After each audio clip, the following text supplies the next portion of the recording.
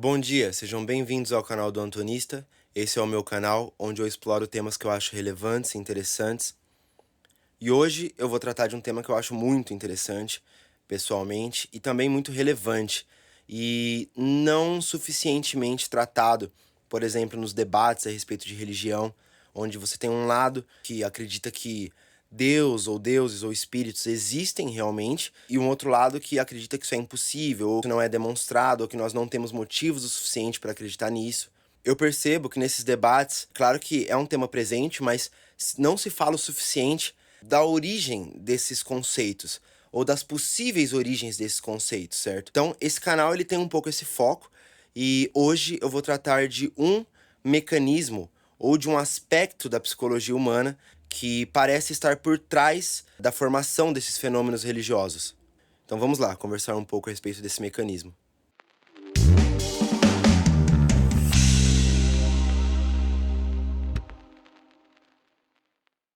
Bom, para a gente começar a conversar a respeito disso, eu vou trazer uma historinha para vocês imaginarem e tentarem começar a entender do que se trata esse mecanismo. Imagina que você está caminhando num bosque à noite, você não tem nenhuma ferramenta de defesa, está só com a roupa do corpo, beleza? E você sabe que nesse bosque existem situações de ataques de animais, você sabe que existe muita vida ali, então existem relações predatórias, existem aranhas, existem serpentes e animais grandes em geral que podem querer se alimentar de você. Beleza? Imaginou? Então agora pensando nessa história, imagina a porcentagem ou a quantidade da sua capacidade de processamento cerebral que vai estar voltada e preocupada em identificar ação, a ação desses animais, a ação desses possíveis predadores, por exemplo.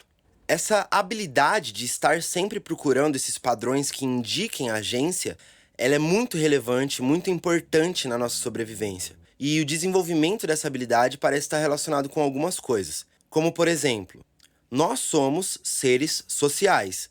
Então, existe uma pressão seletiva muito grande para a gente ser capaz de perceber agência. Tanto no próximo, né, como nos outros seres sociais do nosso grupo, outros humanos, como de animais também, ou seja, agentes no geral. E também existe uma vantagem evolutiva mesmo, no sentido de, vamos lá, vamos voltar para aquela historinha lá, para a historinha do bosque. Você tá no bosque à noite e você escuta um barulho atrás de você. Você tem duas opções. Você pode achar que foi um predador, certo? Algo perigoso que pode ali te machucar. Ou você pode imaginar também que é alguma coisa inofensiva. Seja um galho quebrando por causa de mudança de temperatura, ou uma fruta caindo, ou orvalho, ou qualquer coisa desse tipo, certo?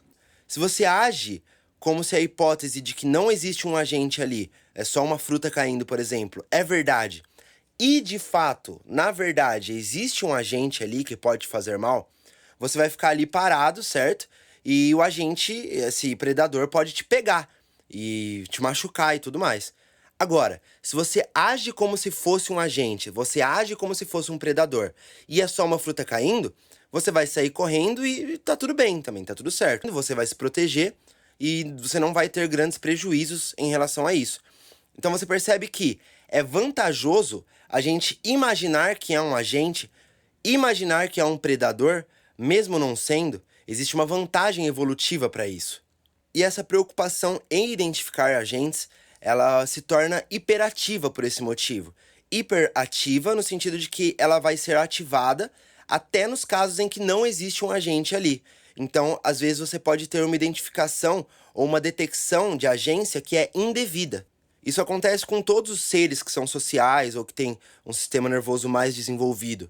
Vocês já viram, por exemplo, aquele vídeo de gatos que é colocado um pepino do lado do gato e ele pula, ele sai correndo de medo, achando que provavelmente achando que é uma cobra, né? Que é um dos medos inatos mais bem estudados aí, tanto em seres humanos como em outros animais. Isso é uma detecção indevida de agência. Porque se for uma cobra realmente ali, ele fez a coisa certa, ele pulou e tentou sair de perto da cobra. Agora, se for um pepino e ele fugir também, não vai ter grandes prejuízos nisso, certo? tirando ali um pouquinho de cortisol que vai ser liberado no momento que não precisava, um pouco de estresse e a energia que ele vai gastar para fugir, por exemplo. Mas não se compara a vantagem de você fugir ali do que você ficar esperando para ver o que vai ser. E nos humanos, isso também acontece. Nós também assustamos achando que coisas inanimadas, às vezes podem assustar a gente, certo? E também nós temos essa mentalidade conspiracionista, onde a gente fica procurando agência nas coisas. E a religião, inclusive, pode ser um aspecto desenvolvido por esse tipo de mecanismo também. Ou o desenvolvimento das religiões pode ter sido motivado em algum nível por esses mecanismos. Existem algumas formas que a gente tenta medir isso e estudar esse tipo de fenômeno. Um dos paradigmas que são mais bem estabelecidos para isso são os displays de pontos de luz, onde pontos de luz ali se movem numa tela e as pessoas elas precisam identificar ali pessoas, por exemplo. E esses pontos de luz eles são então conectados nos membros, né, de um ator ali, né, de alguém que vai fazer os movimentos.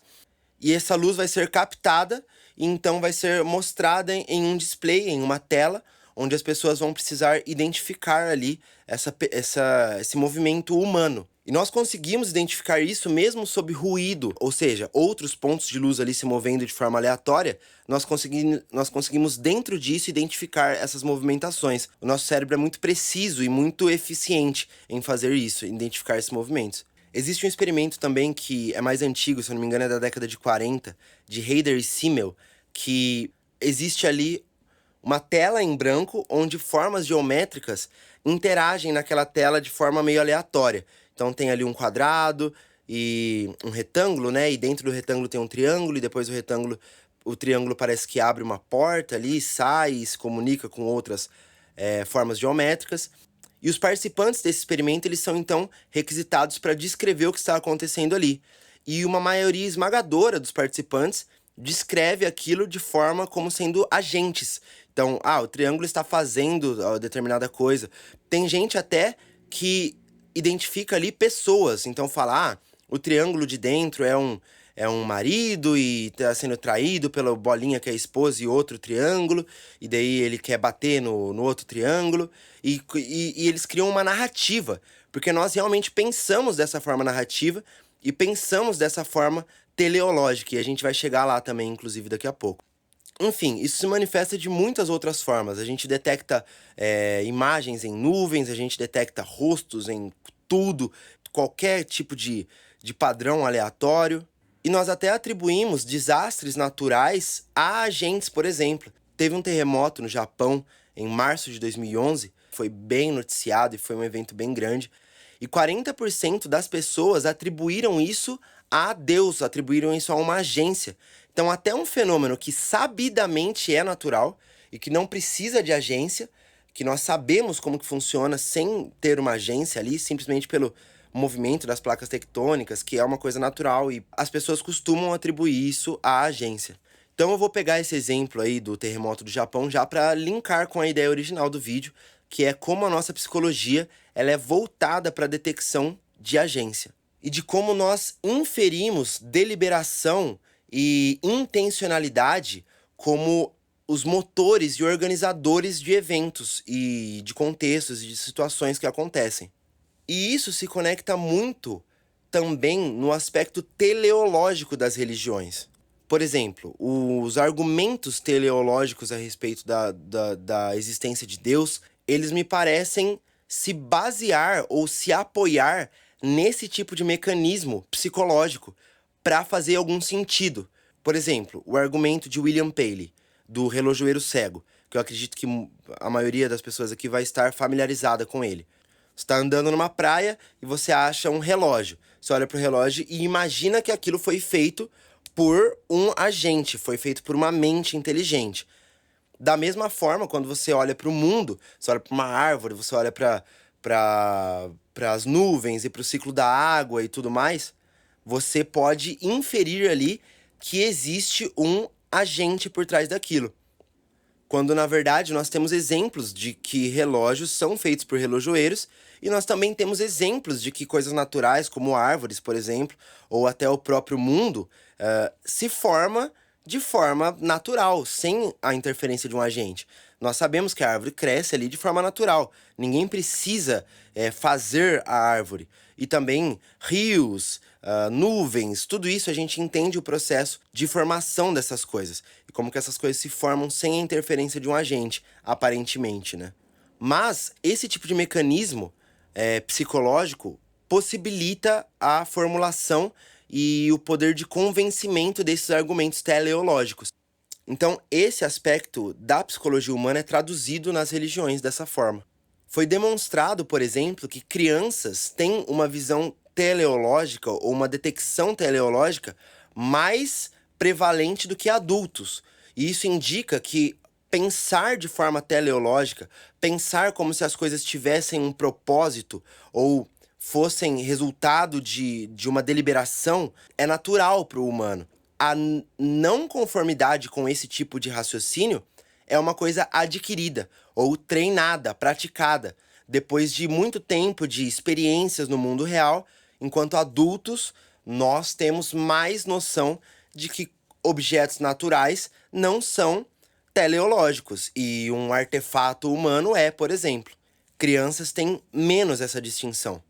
Concluindo, então, é interessante para a gente, evolutivamente, é vantajoso que nós tenhamos esse tipo de mecanismo hiperativo de detecção de agência na nossa psicologia, na nossa mente mesmo, no nosso cérebro, que vai fazer com que em alguns momentos a gente tenha uma detecção indevida de agentes, e isso parece estar por trás da formação dos conceitos religiosos e das origens dos fenômenos religiosos e também conspiracionistas. Bom, essa foi minha contribuição com o tema por enquanto. Eu acho esse tema muito interessante, muito relevante. Então eu adoraria que vocês pudessem deixar aí um comentário falando o que vocês acharam, o que vocês entenderam, o que ficou confuso, ou o que vocês discordam, certo? Para eu estar trabalhando mais nisso, porque se tiver bastante feedback, eu pretendo sim fazer vídeos continuando esse assunto e dando continuidade nesse tipo de relação da psicologia humana e da religião. Tem mais vídeos chegando a respeito desses tipos de temas. E é isso. Espero que vocês tenham gostado do vídeo. Deixa o like se você gostou. Se você não gostou, comenta aí o porquê que você não gostou. E por hoje eu fico por aqui. Espero que nós nos encontremos novamente.